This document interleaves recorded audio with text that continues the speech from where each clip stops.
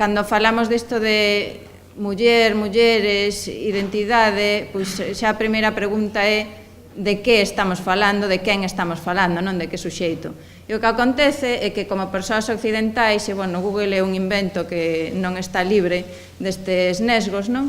Tendemos a pensar que os suxeitos teñen as características que vemos aquí, principalmente unha que é ser brancas, non? Que aparecen todas. Non hai ningunha muller que non sexa branca, creo que é significativo, porque en internet sabemos que hai centos de miles de cousas, millóns de cousas.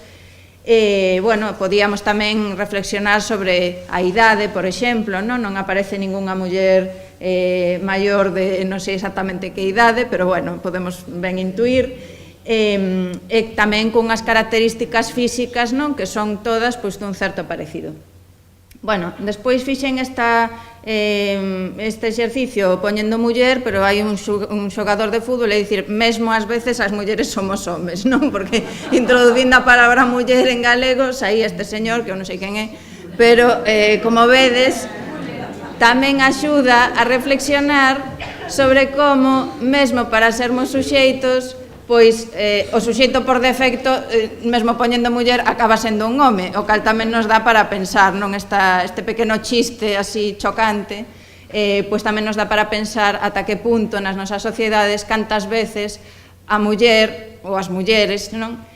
Seguen sendo representadas polos homes, mesmo dende a linguaxe, non? A linguaxe sexista, a análise dos corpos, non? Na medicina hai moitos libros que poñen o corpo humano e hai un corpo dun señor, non? Ou, por exemplo, ou polo menos con características que normalmente asociamos ao masculino.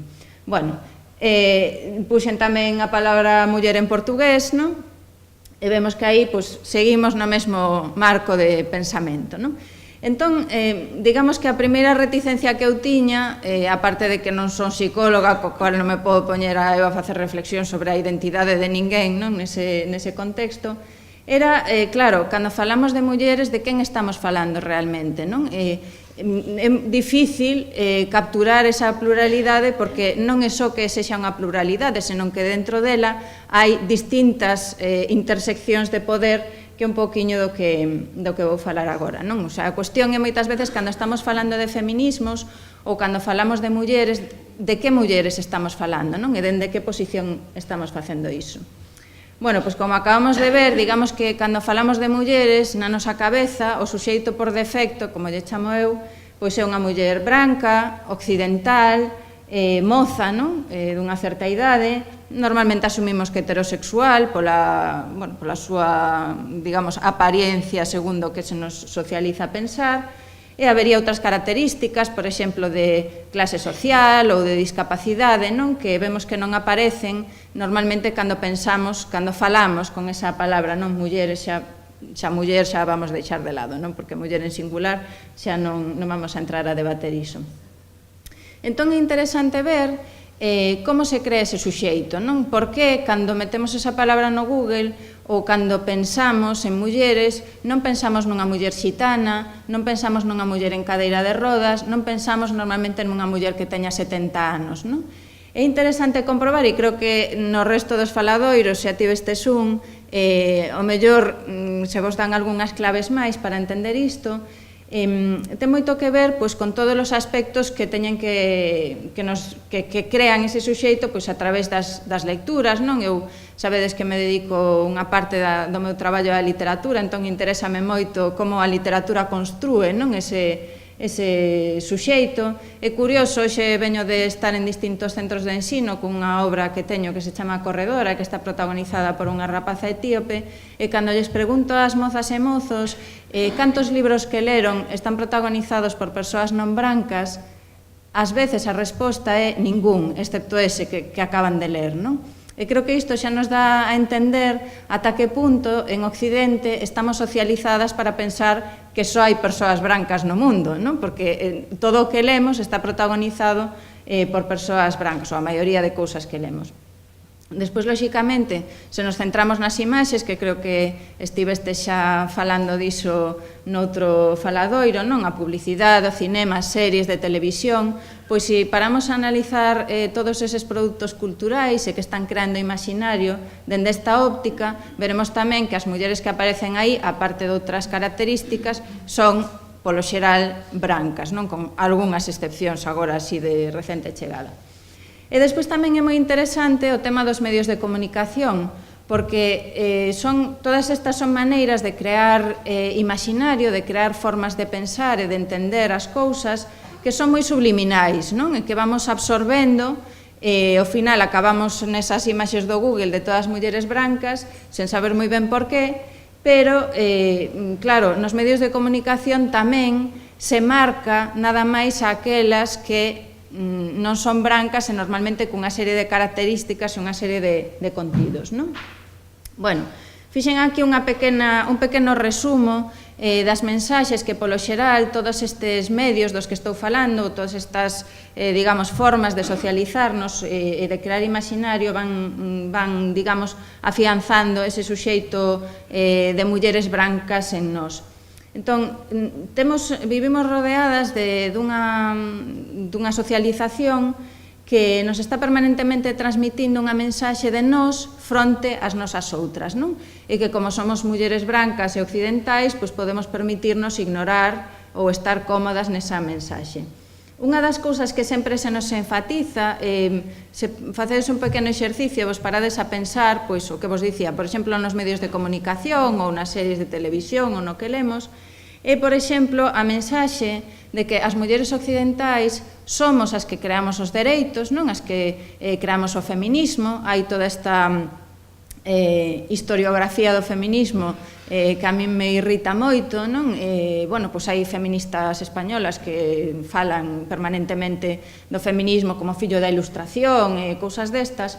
Bueno, eu creo que os feminismos non existen a partir da ilustración nada máis. Son un movimento moito máis plural, moito máis antigo, o mellor non con esa palabra, con ese termo, e que está vivo en todas as sociedades onde hai desigualdade. Entón, o problema que ten que as mulleres occidentais nos erixamos como as creadoras dos feminismos e como as creadoras mesmo dos dereitos humanos, non? É grave en varios sentidos.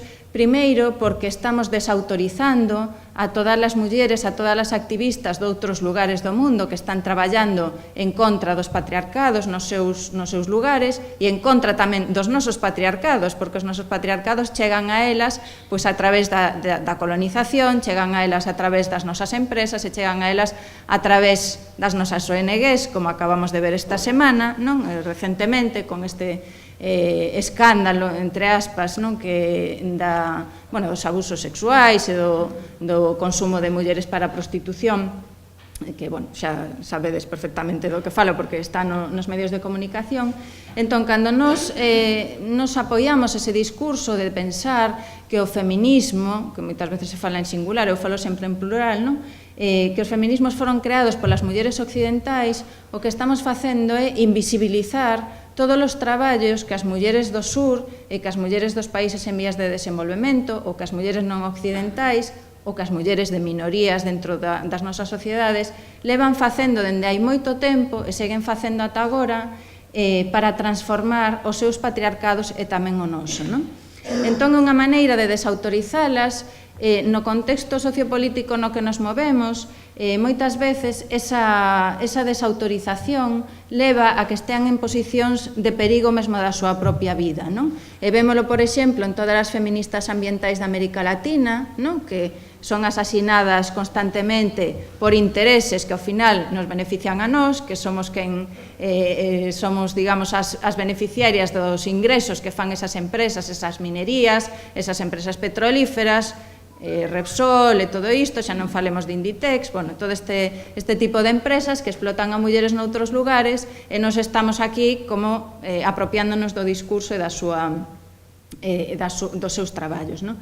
Pero que tamén isto ten unha consecuencia importante para nós, E que ese discurso de dicir que son as outras as que viven en situación de atraso, hai outros países onde son máis machistas, non? Que isto tamén os escoitamos permanentemente, o que fai é tamén actuar como ferramenta para calarnos a nosa boca, porque moitas veces, cando falamos de feminismos, non, aquí en Occidente as mulleres xa temos todos os dereitos, non é unha resposta que se nos di moitas veces e que se nos contrapón ás outras mulleres noutros lugares para dicirnos que nos podemos ben calar a boca porque, como me din a mí moitas veces en debates sobre a depilación, a nos non nos la pidan pola rúa, non? Entonces, cando establecemos esa serie de antagonismos, pois ao final nos acabamos desautorizando tamén a nós mesmas, non? En vez de introducir vías de conexión e de alianzas entre as unhas e as outras.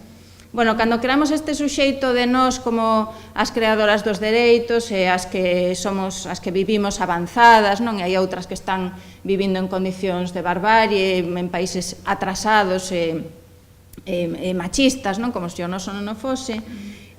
Tamén estamos obviando pois todas estas cuestións que comentaba, a nosa complicidade co reforzo dos patriarcados noutros países, xa falamos do tema do consumo, pero lóxicamente podemos falar do tema da colonización, do cal nos formamos parte e que non nos gusta nunca nada que se nos recorde e que é un tema que ten continuidade ata agora, porque Repsol IPF non está en América Latina por casualidade, está porque hai un continuum de explotación dende a colonización española, non?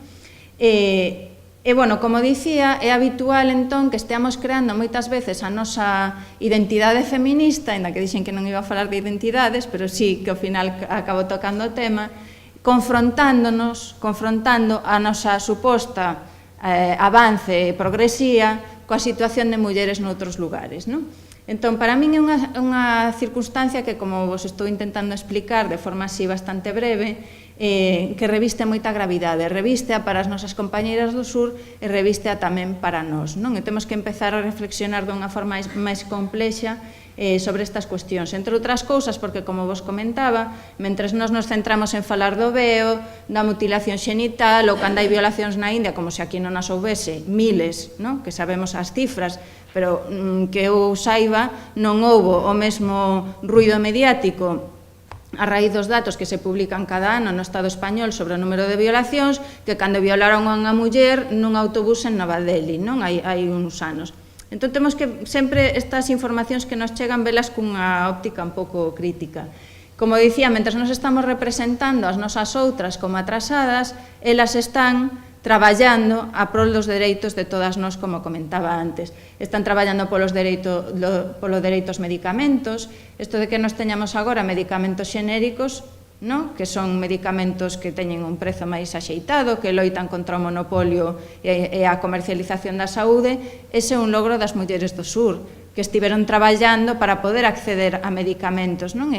Digamos, facendo moitos traballos a distintos niveis, dende o nivel legal, contra as patentes, ata outros niveis, para poder conseguir iso do que agora nos beneficiamos. Igual que os alimentos, non? Evitar que se patenten sementes para poder comerciar, digamos, coa xenética dos alimentos, ou ben, pois, o tema da violencia de xénero, que moitas veces non sabemos que o feito de que a violencia de xénero se considera un crime de dereitos humanos é o logro dos movementos feministas do sur, que foron capaces de mobilizarse e de levar esta cuestión de maneira que agora a violencia de xénero e o feito de que nós teñamos nos nosos países leis contra a violencia de xénero non é unha casualidade, é o produto tamén do movemento de mulleres, sobre todo dos países do sur, a instancias de Nacións Unidas ou de outros organismos supranacionais, que son os que despois lles veñen dar non así na cabeza os estados e dicirlles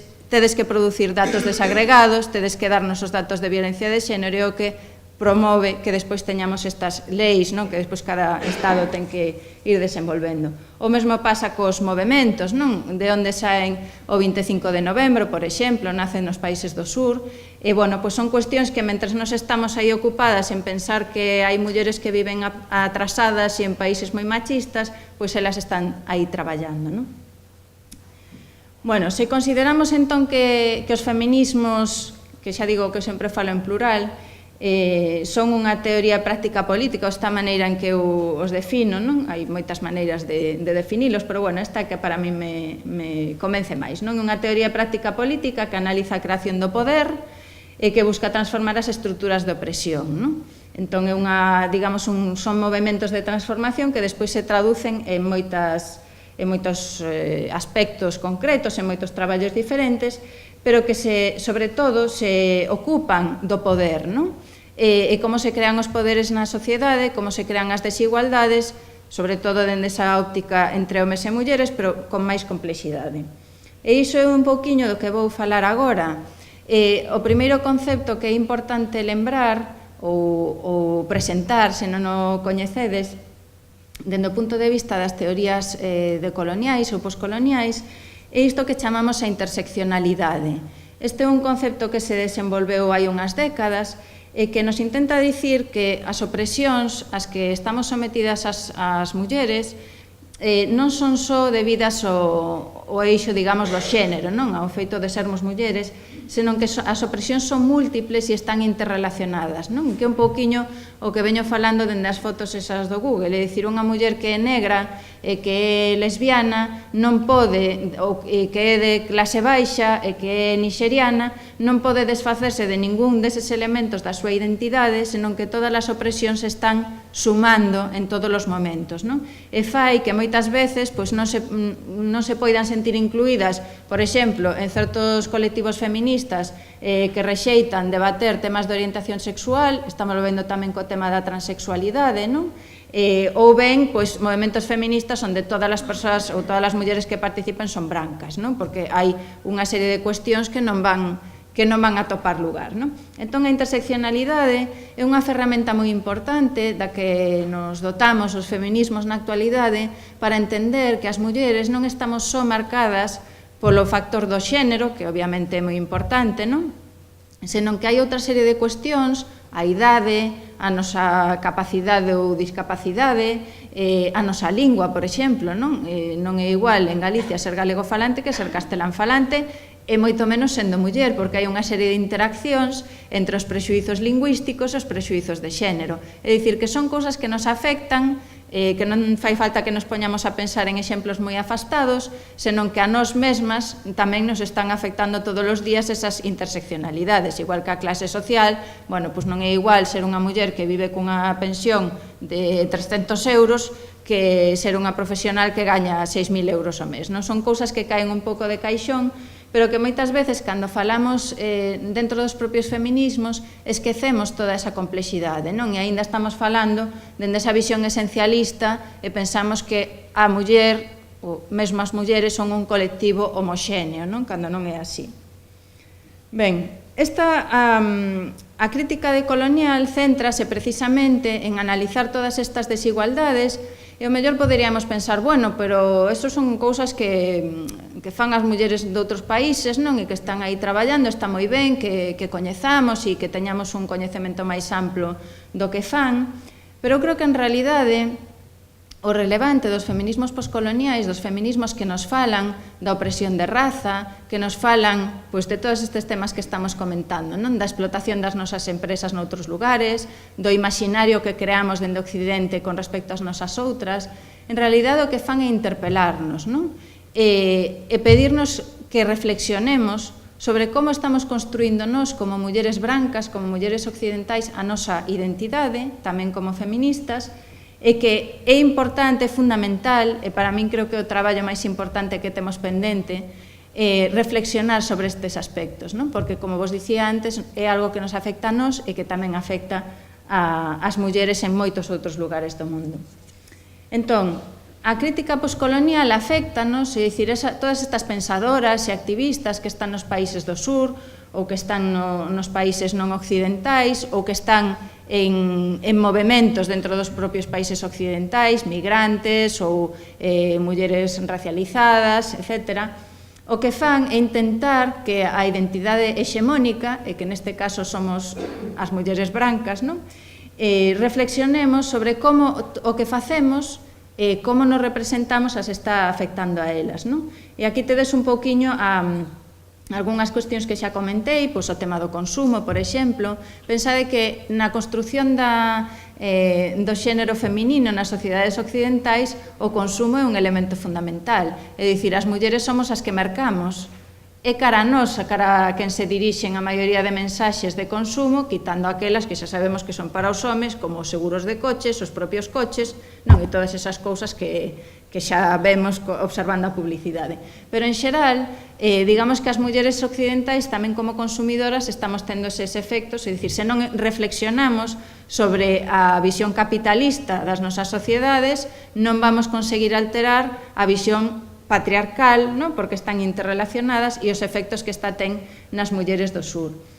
O tema do discurso, que xa o falei antes, non como nos representamos nos fronte ás nosas outras, tamén nas nosas alianzas, é dicir, cando traballamos en grupos de mulleres, en movimentos feministas, con quen nos interesa traballar, non? Con quen buscamos as nosas afinidades, a quen escoitamos, non? Escoitamos as mulleres estadounidenses todo o día falando de Trump, ou escoitamos as mulleres da India ou de Nixeria ou de moitos outros países que están ao mesmo momento que se están facendo declaracións en Estados Unidos, facendo cousas ao mellor máis vitais, non? Para nós incluso, se o queremos ver dende un punto de vista un pouco egoísta, non?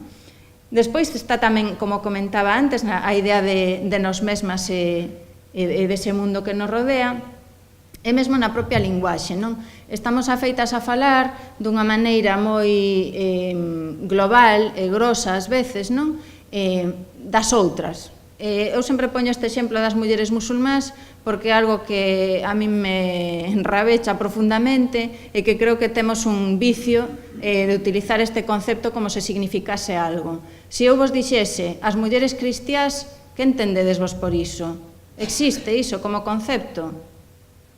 Non, porque é evidente que unha muller cristiá copta de Etiopía e unha muller finesa protestante non teñen nada que ver a unha coa outra. Sería absurdo falar do concepto mulleres cristiás a menos que esteamos falando moi especificamente de religión, non?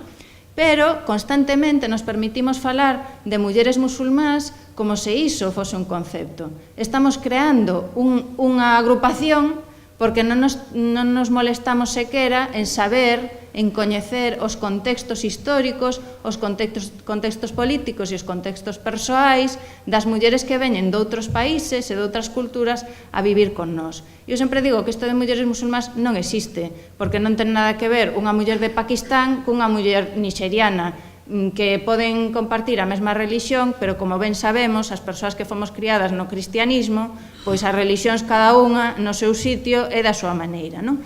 Pero claro, a nos interesa nos crear estas amalgamas para non ternos que molestar en coñecer en profundidade as historias, non? Porque tamén nos interpelarían e nos chamarían a cuestionar que é o que facemos nós, non? Con respecto ás nosas outras. Bueno, como vos dicía, para min, aínda que o mellor vos parece que, claro, cando falamos de feminismos, sabemos que temos temas moi urxentes, non, sobre a mesa na nosa sociedade, que estamos que arde todo por todas partes, estamos nun proceso de discurso retrógrado, e isto pode parecernos algo como accesorio, non, estas reflexións. Eu creo que é o traballo máis urxente que temos, porque se unha cousa teño clara é que no traballo dos feminismos non chega, e iso é unha máxima do movemento feminista, que só algunhas mulleres teñan dereitos, non? O noso traballo é que todas as mulleres teñan dereitos e teñan a capacidade para decidir como queren vivir as súas vidas e de que maneira queren transformar as súas sociedades. A nosa visión etnocéntrica, a nosa visión racista, está impedindo que moitas mulleres en todo o mundo poidan ter acceso a tomar esas decisións, non? Entón, é a nosa responsabilidade tamén reflexionar dende eses espazos, tamén, como comentaba, porque nos vai a vida niso. O noso patriarcado está reforzado por outros patriarcados. Todos os retrocesos que estamos vivindo no Estado español en canto a discurso, non? Porque vemos que nos últimos anos pois, pasa con moitas cousas, pasa dende os dereitos laborais aos dereitos lingüísticos, non? Hai 15 anos había cousas que non se podía dicir porque era totalmente inaceptable socialmente, como que falar galego basicamente te fai medio tolleita, E agora iso pois se di dende instancias políticas con total impunidade e estamos oindo cousas como que, bueno, pois os abusos sexuais a menores, non, por parte de bispos que son os nenos ou as nenas que provocan, non? O sea, estamos vivindo un retroceso que está vinculado tamén con outras cuestións que teñen que ver coa macroeconomía, que teñen que ver con todas estas concepcións máis, digamos, de interconexión con outros lugares e que, polo tanto, é urxente tamén para nós facer esa revisión do noso propio discurso e da nosa propia forma de entendernos e do noso etnocentrismo, non, e racismo cara as nosas outras. E, bueno, nese traballo urxente eu tiña pensado darvos unha pequena tarefa. Somos moitísimas, entón non sei como vamos xestionar isto. Non sei se queredes que abramos un espazo para falar, porque creo que o debate é sempre máis interesante que o monólogo. Explico vos o que tiña pensado facer, se vos parece, vale? E despois decidimos entre todas como queremos xestionar o tempo. Bueno, eu o que fixen para así afondar un poquinho no que estiven falando de forma breve foi traervos, porque me gusta traballar coas imaxes, non? O que fixen foi traer unhas tarxetiñas con fotos de algunhas mulleres, bueno, dárbolas para ver cales coñecedes e cales non. E despois, pois, facemos como aquel que era Quién es quién, ou non sei como se chamaba aquel xogo, non? Vemos a ver se demos identificado todas, ou ningunha, ou dúas, ou 4. Entón, non sei como está desde ánimo, non sei se queredes debater, se queredes fotos, ou que queredes facer. Contádeme. Queredes investigar un pouco as fotos? Sí. Bueno, non sei como vamos dividir. Mira.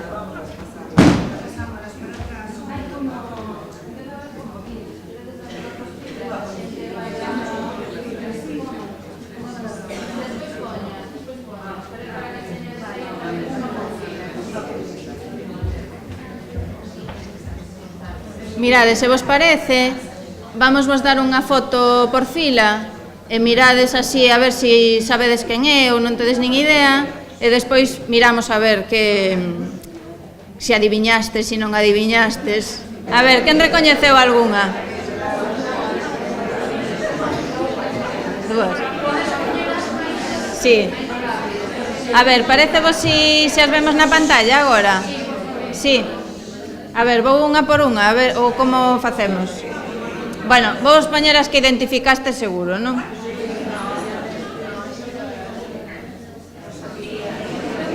A ver, esta supoño que será fácil, non? Sí, bueno.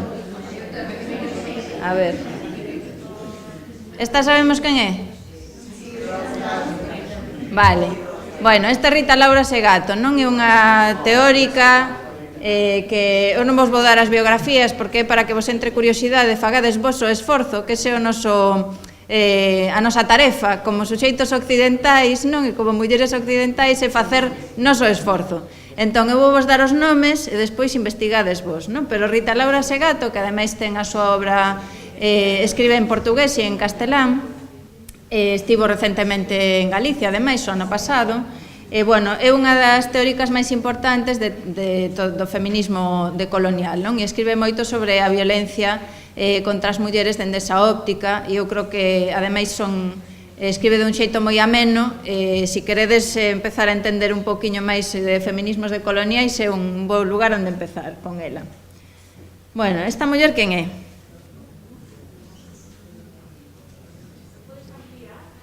A ver se damos.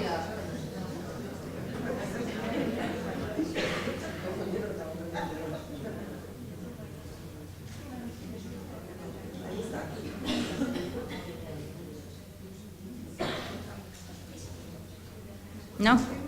Bueno, esta muller chamase Sidney Freeland, é unha activista trans, é directora de cine, é ademais indígena de Estados Unidos, bueno, isto que chaman das comunidades nativas americanas ou os povos orixinarios, como se falaría en América Latina, e, bueno, é directora de cine e activista, así que podedes aí un poquinho para que vexamos que en todos os lugares non hai mulleres traballando e ademais dende este punto de vista interseccional que falábamos antes.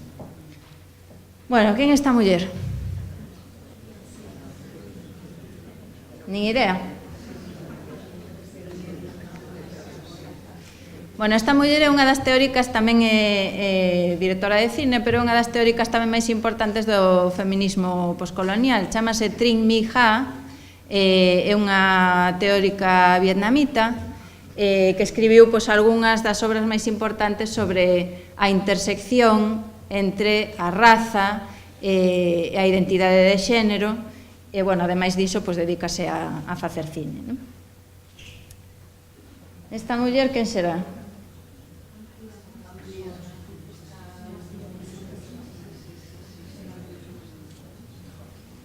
Bueno, esta é unha muller que ademais eu teño a fortuna de coñecer personalmente, e chamase Urvashi Butalia, é unha editora, ademais de escritora de libros de ensaio, é unha editora feminista que foi unha das fundadoras da primeira editorial feminista da India e que se dedica ademais a traducir das diferentes linguas do subcontinente, non só da India, tamén de Bangladesh, de Pakistán, o inglés, e a facer accesible todo, tanto o coñecemento teórico como a ficción que escriben as feministas noutras linguas, porque, como di outra das que van a aparecer agora, Gayatri Spivak, que é outra teórica feminista poscolonial e filósofa, ela di que as mulleres somos mulleres e falamos e nos revelamos en moi diversas linguas, non? En moi diversas culturas. Entón é moi importante ese traballo. Para poder coñecer necesitamos acceder, non? Entón, Urvashi Butalia ten, digamos, esa función tan importante de achegarnos a algunha lingua que poidamos máis ou menos acceder e despois retransmitir o traballo que fan as activistas e as feministas en moitas das linguas do subcontinente indio. Perdona, que nome era? Urvashi Butalia. Despois escríbovolo se queredes ou mandámolo, non sei se o podemos ou nas redes sociais, poño vos a lista dos nomes para que os teñades ben escritos, vale? Non os quería poñer aquí para non chivar, entonces puxe nada máis as iniciais. Bueno, esta muller supoño que a coñecedes, non? E esta quen é?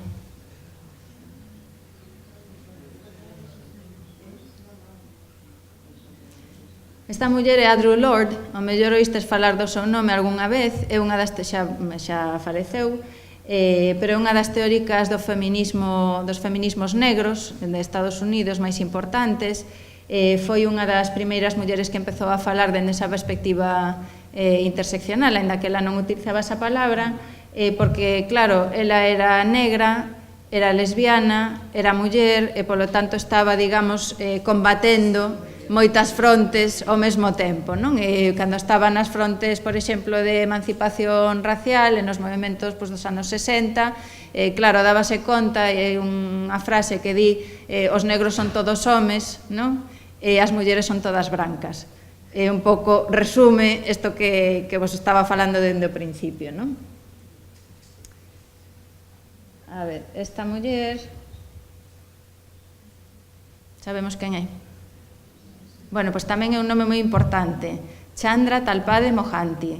É unha das autoras que primeiro empezou a falar tamén destas cuestións, ten un artigo que se chama Baixo a mirada occidental, que está traducido polo menos ao castelán, porque ademais eu analicei, hai dúas traducións, e xa vos direi cal tedes que ler, porque hai unha que é moi delirante e outra que é xa feita dende unha óptica feminista, que ademais está accesible en internet, co cal podedes baixar o artigo. Está publicado tamén en algúns volumes, creo que de Traficantes de Sueños, que teñen algunhas antoloxías de feminismos negros, por exemplo, feminismo decolonial, e hai algunhas obras destas autoras que están aí traducidas. Pois Mohanty, nese artigo que fai, é falar precisamente de como as mulleres occidentais construímos as nosas outras, non? E dá moitos exemplos dende o mundo da investigación, dende o mundo da cooperación, que, bueno, que vos poden dar máis idea de todo isto que estiven falando hoxe. E esta muller, quen será?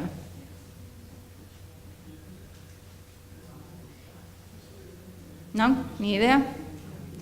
Bueno, é Gloria Anzaldúa, que é unha teórica chicana, é unha teórica feminista, ademais é escritora, ten unha obra moi interesante, non? E fala dende unha posición de muller migrante dentro dos Estados Unidos, no seu caso, fala tamén de todo o tema indíxena, non? Dos povos orixinarios. Digamos que houve un momento, foi a impulsora dun libro moi importante para transformar o mundo académico anglosaxón e o feminismo anglosaxón branco imperialista dominante, porque se dedicou a recoller, ela e outras compañeiras, Cherry Moraga e ela, textos e testemunhos de mulleres migrantes, non? E foi a primeira vez que o suxeito feminista branco occidental se enfrontaba, non? As experiencias de mulleres que estaban vivindo igual que nos convivimos con mulleres migrantes e non temos gran coñecemento do que experimentan e de como conviven coa nosa identidade cando están entre nós. Bueno, e esta é Spivak, que xa mencionei antes, Gayatri Spivak, que é unha filósofa. Bueno, se queredes ler o que escribe, tomado unhas aspirinas antes porque son textos moi complicados, a quen lle gusta a filosofía, pois que vaya de cabeza, pero se non vos dá así para tanta concentración, pois empezade mellor polas outras, pero bueno, é unha teórica moi importante que nos axuda, non, a comprender todas estas cuestións. E esta muller, que se chama Yasmin Puar, pois tamén é outra filósofa, e que fala de como os estados occidentais se construen en base ás nosas outras, non? E ten un libro que é moi coñecido que se chama Homo Nacionalismo, creo que está traducido tamén, polo menos ao castelán, non sei o portugués, e bueno, que marcou tamén unha corrente moi importante de pensamento ao redor destas cuestións que vimos falando. E esta señora tan animada,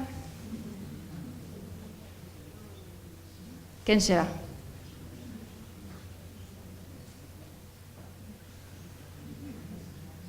Esta señora tan animada é a creadora do termo interseccionalidade. É Kimberlé Crenshaw, que tamén é unha pensadora dos feminismos negros, e foi quen utilizou por primeira vez ese termo que agora nos resulta tan útil, non? Da interseccionalidade, pois foi ela que no creou e que no desenvolveu. E esta muller está máis coñecida, polo menos de vista. Non? Non sabedes quen é? Si, é a actriz, chamase Laverne Cox, é unha actriz transexual, é activista transexual, que, bueno, pois axudou no noso mundo occidental a dar visibilidade ao tema da transexualidade e tamén da raza, non? Porque son, digamos, estamos vendo os distintos elementos, non? E quen é esta muller? A ver, se a poñemos un pouco máis grande. Ás veces tamén... Non sei que me fala. Si, non sei que me fala porque... ali atrás. Si, Nawal al-Saadawi, non? É unha teórica exipcia, é médica, é activista, bueno, xa é unha muller agora moi maior, pero ten obra tanto de ficción como ensaística, e, bueno, tamén paga moito a pena lela para deconstruir todo isto que falábamos antes das mulleres musulmás, non? E de todos estes conceptos que nos gustan tanto aquí en Occidente. E esta muller era para traervos de todos os continentes, entón falta un.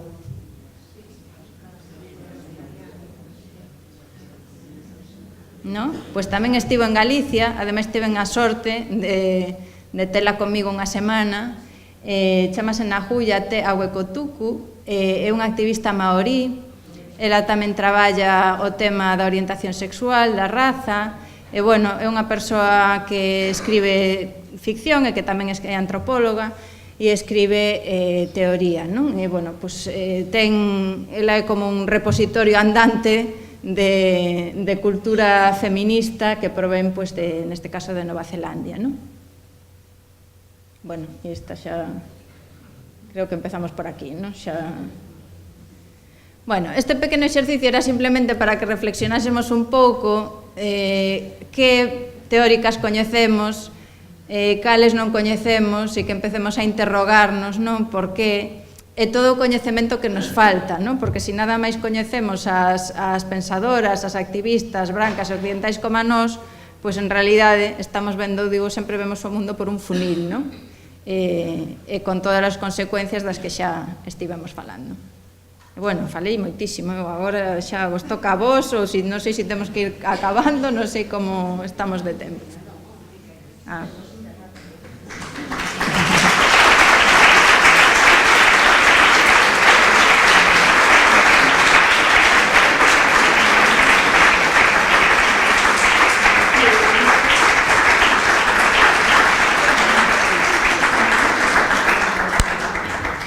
Bueno, eu son máis fan do diálogo que do monólogo, así que se tedes paciencia, creo que podemos dialogar. Se xa vos chegou e estades coa cabeza como un bombo, pois vémonos outro día, como vos prefirades.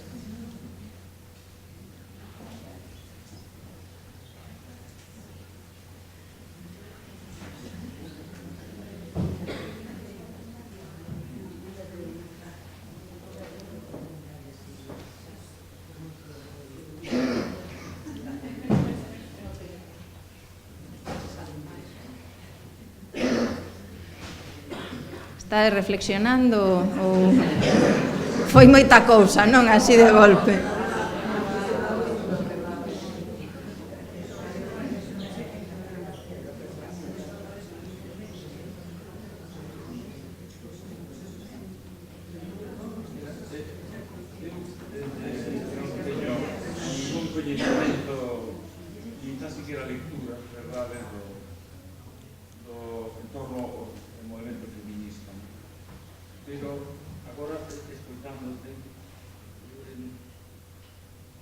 A verba patriarcado descontextualizada parece como se situara o problema da muller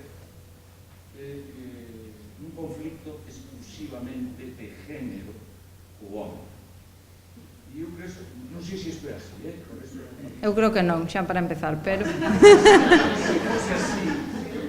fose así, a mí parecería un erro importante. Eu continuamente escoito moito a palabra patriarcado. Non sei. Primeiro porque... É que vivimos no patriarcado, entón...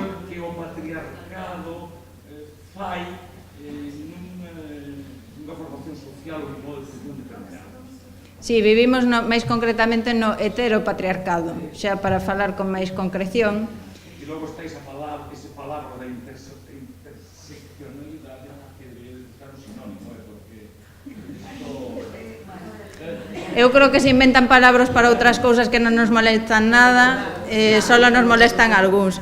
Pero bueno, eu creo que xa que estamos nos faladoiros feministas e está ben refrescar os conceptos, porque non podemos asumir que todo o mundo sabe as mesmas cousas, creo que é importante que pensemos que isto que chamamos o heteropatriarcado é un sistema de socialización e de creación de desigualdade que afecta a homes e a mulleres e mesmo as persoas que non se consideran ninguna cousa nin outra e que está traspasado no momento actual nas nosas sociedades tamén polo capitalismo e tamén pola explotación ambiental que está relacionada co capitalismo e que o que fai é socializarnos para que normalicemos a discriminación das mulleres, por exemplo, ou a violencia contra as mulleres, que é a súa, digamos, versión máis extrema, e que nos parezan normais certas cousas que non son, non? E que aceptemos vivir nunha sociedade que somete o 50% da poboación como mínimo e que está creando papéis, non? Diferenciados para persoas basicamente por algo tan absurdo como mirarlles os xenitais, que sería así un resumo breve, non? Entón, é importante falar do patriarcado para entender que é un sistema de poder. Entón, ata que non sexamos conscientes e non entendamos como funciona ese sistema de poder, non podemos transformalo. E por iso tan... É un sistema de poder para reproducir o propio sistema. Claro, que todos os sistemas se buscan reproducirse. O masculino que está enfrente, de verdad, dominando, non sei que, a dominada femenina. Non, é moito máis con... Patriarcado, é dicir, A ver, o que está claro é que o patriarcado pon os suxeitos definidos socialmente como homes por enriba das mulleres. Ese é un elemento básico do patriarcado. Igual que un elemento básico do patriarcado ou dos patriarcados na maioría das sociedades reprimir a sexualidade das mulleres. Igual que un elemento básico dos patriarcados controlar as mulleres polo tema da reproducción e crear historias como a maternidade, por exemplo, non? Nas nosas sociedades. Entón, os patriarcados, porque son diversos tamén, e se manifestan de formas distintas. De feito, hai unha teórica india que fala dos patriarcados múltiples. A min gustame moito ese concepto porque todas vivimos en patriarcados, non todos se manifestan exactamente igual, pero sí teñen as mesmas bases, non? Entón, o que dicía antes, se non recoñecemos o sistema, non podemos transformalo. E por iso é importante a linguaxe, é importante recoñecer, xa non só, volvendo tamén ao tema da interseccionalidade, non? É importante recoñecer que as mulleres somos suxeito de coñecemento, que as feministas estamos desenvolvendo ferramentas que nos axudan a entender mellor estas desigualdades, a entender mellor o poder e a transformalo. Entón, para min, palabras como interseccionalidade, ademais eu que son escritora, non podo máis que celebrar cando as mulleres creamos ferramentas a través da linguaxe para entender e transformar. Así que grazas ás que crearon xénero, ás que crearon interseccionalidade e ás que crean portavoza.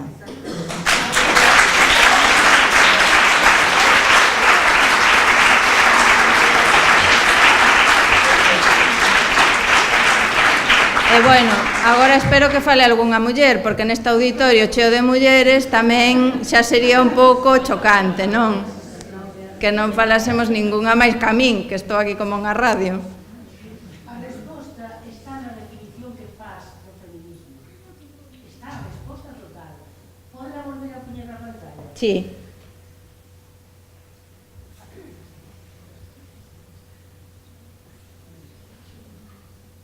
Esto, non? Analiza que o poder é a opresión.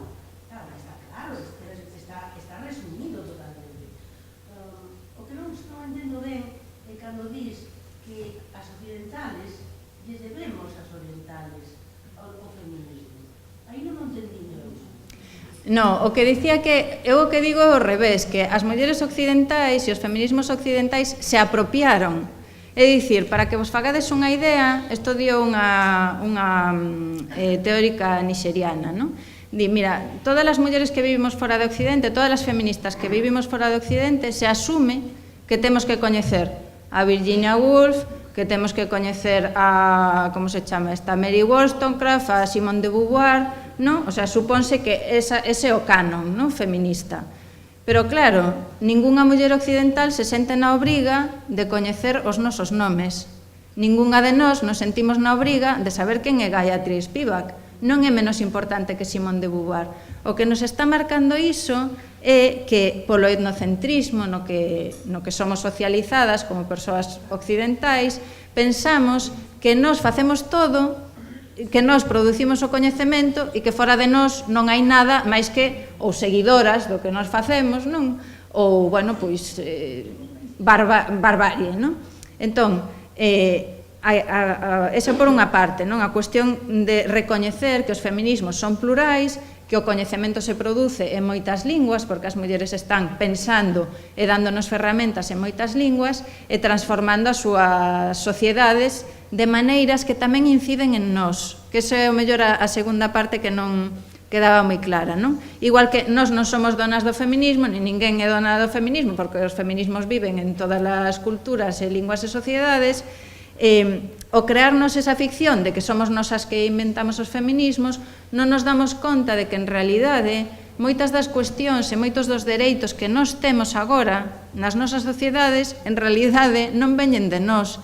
En época recente son sobre todo os movementos do sur os que están conseguindo avances para todas as mulleres. Se falo sobre todo das instancias internacionais, como as Nacións Unidas, por exemplo, as conferencias. Por que? Porque nas nosas sociedades, a diferencia deste discurso que se nos vende de que hai países moi machistas, que son moi bárbaros e demais, eu sempre digo que A diferenza fundamental entre os patriarcados do Occidente e os de outros lugares é que os nosos cada vez son máis sutís. Cada vez é máis difícil identificar, porque se nos está dicindo todo o día que nós xa vivimos na igualdade e aínda por riba as mulleres somos unhas aproveitadas, porque agora, a ver os pobres dos homes, se te sentas con eles nun autobús ou nunha sala, a ver se os vas a acusar de acoso sexual, non? Como estamos escoitando agora todos os días.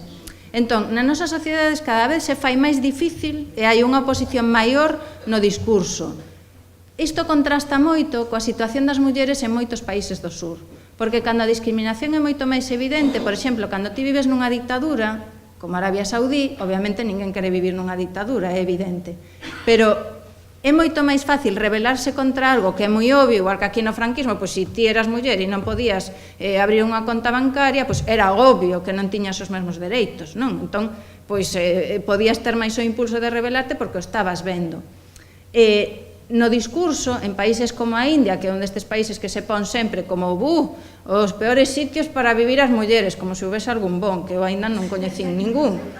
Bueno, pois neses países o discurso social é moito máis transformador que o noso, porque hai unha conciencia generalizada da sociedade de que as mulleres están discriminadas e padecen violencia, e iso hai que transformalo.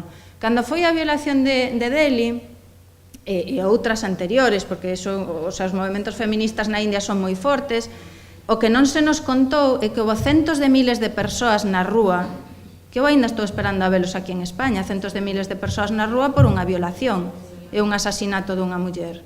Entón, o que non se nos está contando é que nesas sociedades o ser moito máis tangible a violencia, por exemplo, ou a desigualdade, tamén a sociedade en xeral rexeita moito máis o discurso machista. E aquí o discurso machista cada vez está máis forte, porque se nos está dicindo todo o día que vivimos na igualdade, non? Entón, temos... A palabra poder é o que está difuminado. O sea, non se admite que hai o poder, xa non hai o poder. O poder xa está difuso. Non é verdad. O poder, non hai opresión porque non hai poder. Na nosa sociedade, ti estás falando de un feminismo mundial. En Lugo, as señoras normales, cando lle falas de que teñen, de que se poden vir a... Dicense, eu de feminismo non quero saber nada. Pero eso dicencho non en Lugo, dicencho en España. Claro, pois é que me estás dando a razón. O problema é que cando nos aceptamos nos mesmas ese discurso con respecto ás outras e nos mesmas falamos, hai esa muller que leva o velo que está moi oprimida e eu non, en realidade estamos reforzando a todas esas mulleres de Lugo que din que elas de feminismo non queren saber nada, porque total elas non están, as que padecen son outras, non? O sea, coas que vai ese tema son outras. Por iso digo que é tan importante para nós, tamén para nós mesmas, xa non só porque sexa unha cuestión de xustiza global, digamos, non? Senón porque para nós mesmas, para poder traballar nas nosas sociedades, temos que desfacer ese discurso. Porque o que fai o patriarcado nas nosas sociedades é utilizar esa contraposición entre as mulleres. Vémolo no debate co veo, non? A ver, en que cabeza colle que permitamos que os gobernos dos países occidentais regulen os corpos das mulleres e a vestimenta das mulleres? Ningunha de nós aceptaría que agora o Concello de Lugo dixese que non podemos ir en minisaia. Pola razón que fose. Pero sí que estamos aceptando que se regule os corpos desas outras mulleres. Entón, mentres non empezamos a desfacer ese discurso, estamos reforzando o noso propio patriarcado. Porque o noso patriarcado é tamén un patriarcado racista. Entón, estamos conflagrándonos co discurso racista. E por iso digo que é tan importante que empecemos a pensar dende esta óptica, porque nos afecta a nós moi directamente. Claro, despois está tamén unha cosa que a mí me preocupa é como a veces utilizamos a palabra feminismo para facer para xinala dunha maneira que ao final está se volvendo contra a muller. Comentábamos ahora do veo, canto discurso feminista hai en contra da utilización do veo. Canto discurso feminista hai para defender a maternidade subrogada. Canto discurso feminista hai para defender determinadas liberdades sexuales que ao final son mercantilización da muller, non? Entonces, aí nos mesmas tamén acabamos machacándonos utilizando o discurso do feminismo, non? Claro, porque Ten bastante influencia, como ten que organizar. Claro, pero que nós non nos damos conta de que nos partimos desto que se chama a fenda colonial. E nos seguimos inmersas na mentalidade da colonización. E se lembrades, cando se foi colonizar outros países, o primeiro argumento é que aquelas non eran persoas. O sea, houve un gran debate sobre si os povos indígenas das Américas tiñan alma ou non. Nos seguimos aínda con esas mentalidades. Entonces somos capaces de facer unha división entre a min como me vai vir un concello dicir que non podo levar unha camisa por aquí, eso é impensable.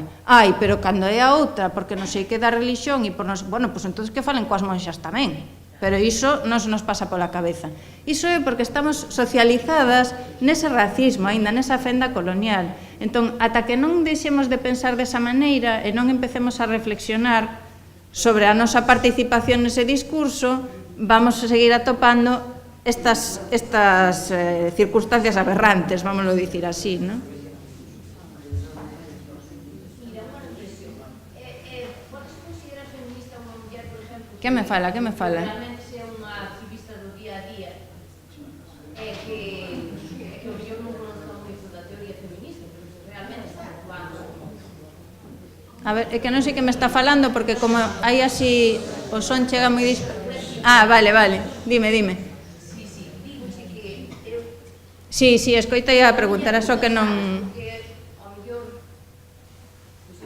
eu, por exemplo, teño ao lado a miña mãe, que foi unha persona que sei que peleou para que o matrimonio de conveniencia se aprobase. Claro, eu creo que o problema que temos... E é do rural e non sabe nada de teoría do feminismo, Pero é que o feminismo é unha práctica. O feminismo é unha práctica.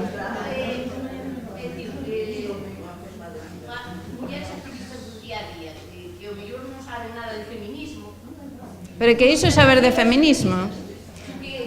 A ver, mirade, pasan dúas cousas. Unha é que hai moitas mulleres que están traballando polos obxectivos do feminismo sen ter a palabra, non? E iso é un problema porque o que indica é pertencer ao movimento feminista, coñecer a palabra feminista e coñecer as teorías feministas, o que fai moitas veces é que non nos sintamos soas. E que nos deamos conta de que hai outras que pensan como a nós e que están traballando como a nós e que nos están dando ferramentas. Entón, sempre é moito máis positivo estar nese contexto porque nos dá ese arroupamento, non? O sea, é moi triste, por exemplo, que no Estado español tivese que ser unha muller soa a que loitase polo voto das mulleres, non? O sea, é un pouco ese traballo de mulleres soas. O que nos dan os feminismos é a compaña. E tamén o feito de non ter que estar sempre empezando dende cero, porque xa houve outras aquí, alá e alá, que fixeron. Pero iso non quere dicir que para ser feminista teñamos que ter lecturas ou...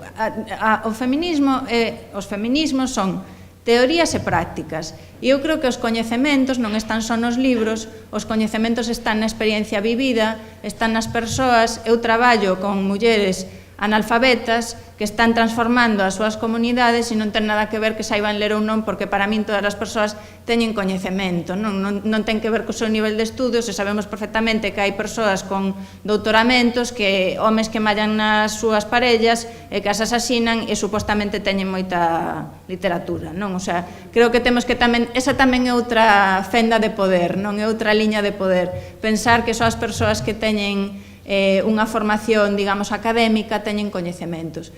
Eu creo que é importante que todas as mulleres que estiveron facendo o que fan eses traballos de transformación, por unha banda, dende os movimentos feministas, digamos, máis articulados, eu creo que sempre se valora, non, ese traballo e busca incorporarse sempre a esas mulleres. E por outra parte, creo que é importante que cheguemos coa palabra feminista e que sexamos capaces de identificarnos como tales. Porque cada vez que nos chamamos feministas, bueno, aparte de que lles dá algún infarto a algún señor por aí, eso sempre é positivo, pois aparte diso, ten a vantaxe de recoñecer a todas as mulleres que traballan como vos estou explicando, non só aquí, en todas as partes do mundo, en circunstancias moi diversas, e todas estamos movéndonos, cada unha da súa maneira, estamos nos movendo por un obxectivo común. Entón, a palabra é importante porque recoñece eses traballos, recoñece o traballo de pensar, recoñece o traballo de facer e recoñece todos os aspectos do traballo cando nos chamamos feministas.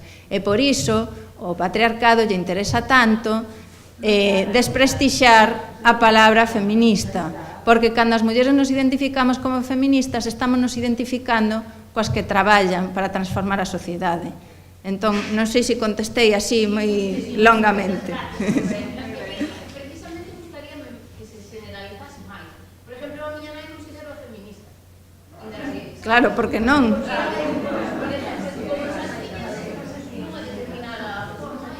Claro, o problema que temos é que... Claro. Que forman parte da miña base personal. Entón, bueno, pues realmente unha parte do que somos o único que nos falta é...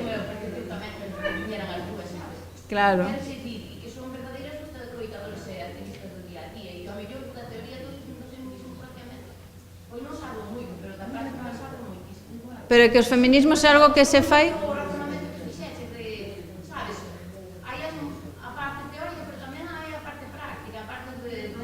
É que as dúas son inseparables, porque para calquera práctica hai que ter pensamento.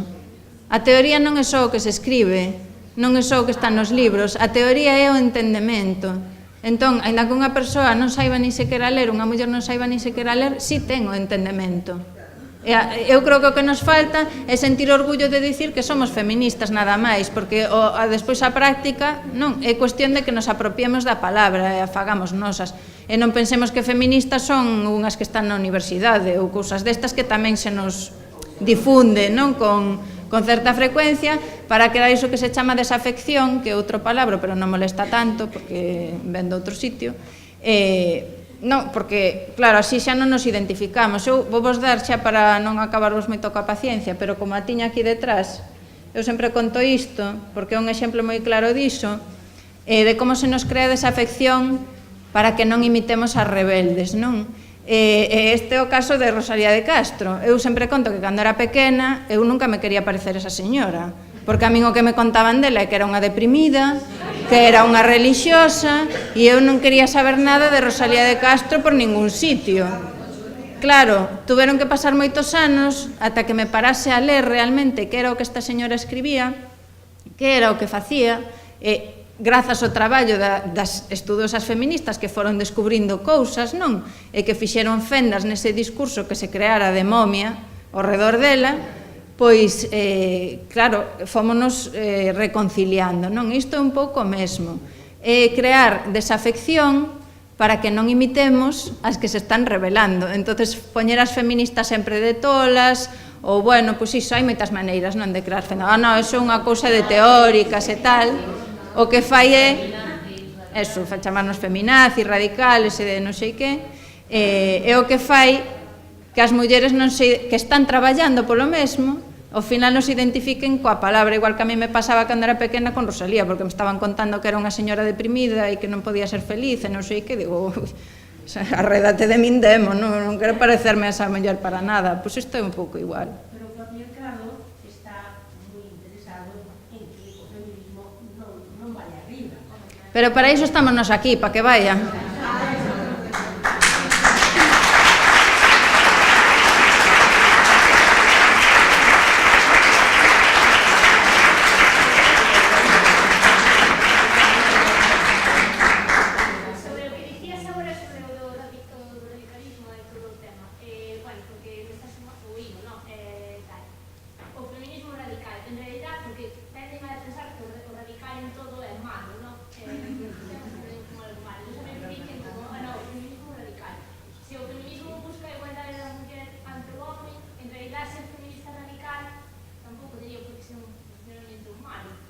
Bueno, a min cada vez que me chaman radical eu doulle as grazas a que me chama, porque radical, eu que me dedico á lingua e ás linguas, radical ven de raíz. Entón, ser radical é ir á raíz das cousas. Os feminismos é moito máis que querer que as mulleres sexan, entre aspas, iguais aos homes. é buscar transformar esas relacións de poder, é dicir, vai moito máis a profundidade que simplemente a algo superficial, non? Entón, cada vez que nos chaman radicais, para min é un piropo, vamos, eu non me sinto ofendida para nada. É como cando chaman a unha lesbiana pretendendo que sexa un insulto. Eu, bueno, pois non sei, creo que o problema é de quen non conceptualiza desa maneira, non? Bueno, creo que xa teredes que ir descansando un pouco a cabeza, non?